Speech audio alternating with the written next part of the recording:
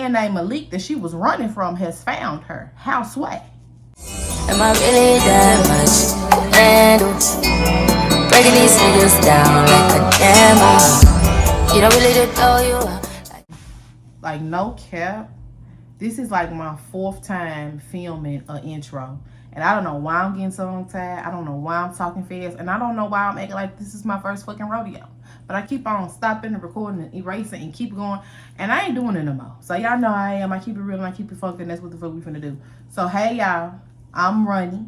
I am a storyteller. I come over there from TikTok. As y'all know, they may be closing TikTok down, and I'm coming over here to YouTube. If this is your first time checking out my video, you are on the wrong one. I need you to go back to watch No Way Out. That's the first part, because this is the second part, and I don't want you to feel lost. Think about watching a series and starting on the 3rd episode. Bitch, you don't know what happened in the first 2. So go watch No Way Out. If you have not already, go ahead and subscribe. Go ahead and hit the notification bell, because I'm going to be your first and only urban storyteller with you like this on the camera. So I ain't gonna hold you because I ain't got no intro to do. I tried about 4 times, it didn't work. So I'm finna record just like this, raw and uncut. So let's get into No Way Out. Let's go where we left off at. So where we left off at, she had got a text message after Malik had left.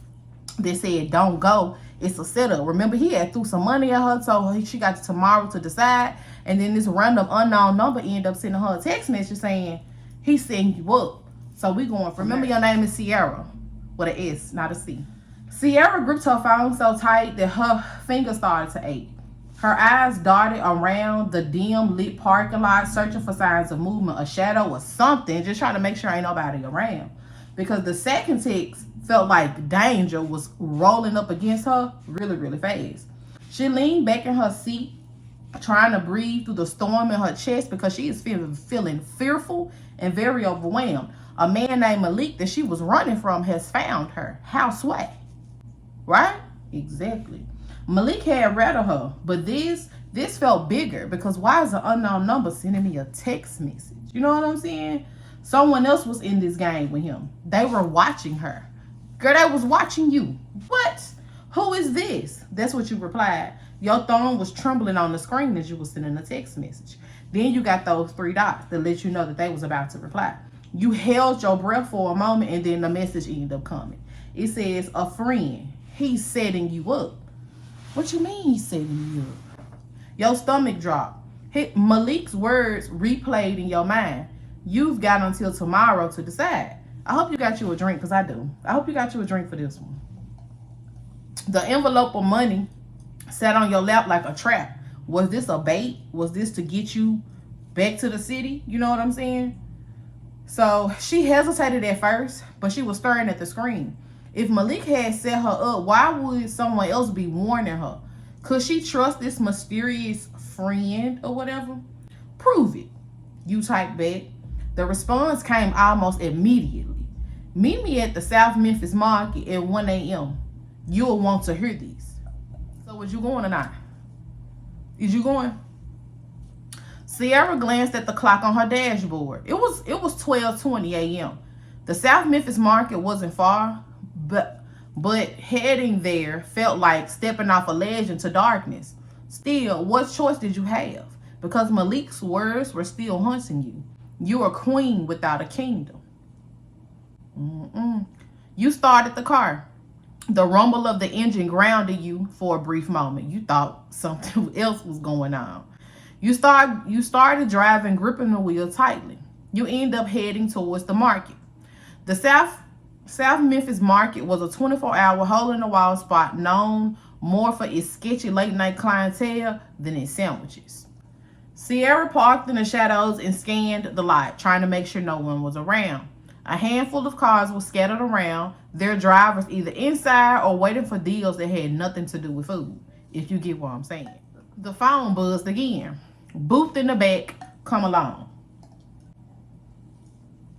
Sierra swallowed hard, grabbed her purse, and slid out the car. She tucked the mace into her pocket just in case and pushed open the door. The inside was dingy. The lights was buzzing and faint, so it wasn't even just like a real good hole-in-the-wall spot. A few heads turned your way, but no one seemed really interested in you.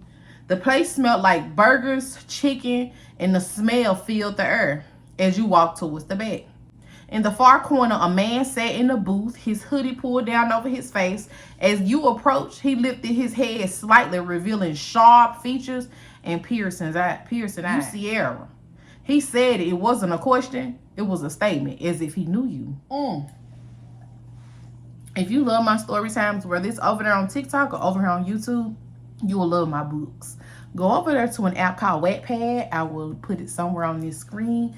And come over and be my friend and read my books. And let's have a good time. Happy 2025, cuz. And you are sliding into the booth across him. Just call me Jay. I don't have much time, so listen to me very closely. You fold your arms, trying to mask how uneasy you feeling at this moment. So why should I trust you? Jay leaned forward. His voice dropped to a whisper. Because Malik didn't just find you by chance. Someone on his team sold you out. And now they're making sure you walk right into his trap. His eyes narrowed. So you like, what kind of trap? He glanced around. He was paranoid. He's got a shipment coming through Atlanta. Big money. He wants you back so that you can run it, to make it look clean. But once it's done, you disposable.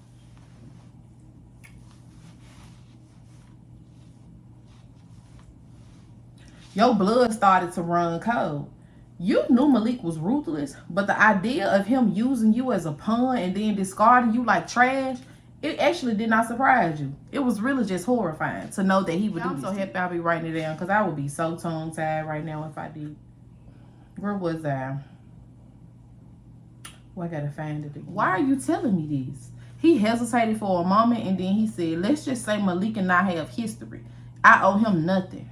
And I hate seeing good people get chewed up by his machines. You studied him a little bit. His face was hard. It was weathered. But there was something in his eyes that seemed sincere. You know, it really seemed sincere. What do you want from me? Nothing, he said. But I can help you. I've got a car, some burner phones, and a safe house you can use until this blows over.